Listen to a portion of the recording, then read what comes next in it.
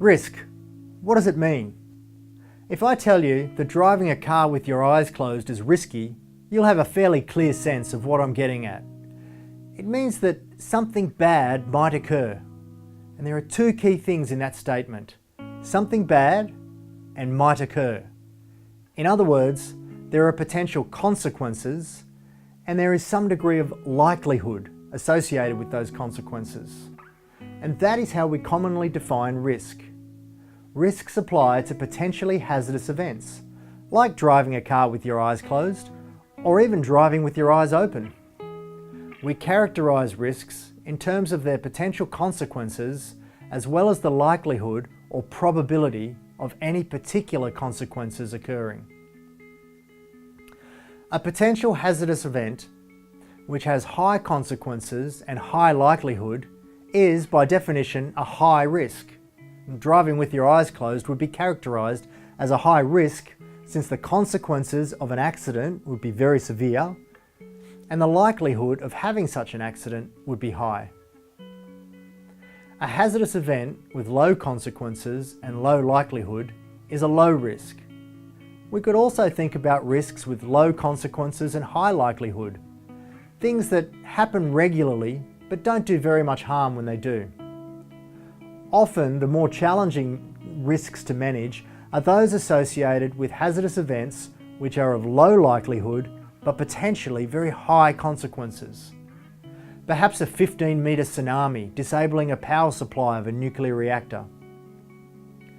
We can talk about consequences in qualitative terms, using words like insignificant, minor, moderate, major, and catastrophic. And we can also describe likelihood using qualitative terms such as rare, unlikely, possible, likely, and almost certain. That's enough to enable us to establish a risk matrix, like this one. Doing so enables us to incorporate qualitative descriptors of the level of risk associated with various combinations of likelihood and consequences. Risk ratings such as low, moderate, high, and very high can be applied. The rules aren't set in stone here, and risk matrices are developed and modified to suit particular types and groups of hazardous events being assessed.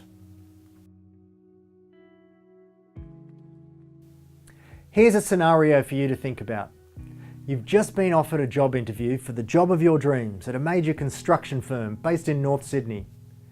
It's scheduled at 9 a.m. tomorrow morning.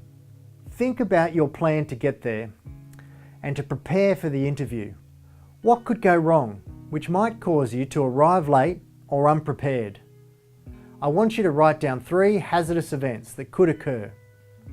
For each of these, provide a qualitative descriptor of both the likelihood and the consequences. Jot down a few notes to explain why you chose the descriptors that you did. Then use a risk matrix, like the one shown in this video, to rate each risk. There are no right or wrong answers in this task. It's simply a matter of working through the steps to compare the risks in a systematic and logical way. As usual, I'll ask for a few examples to be presented at the start of the class.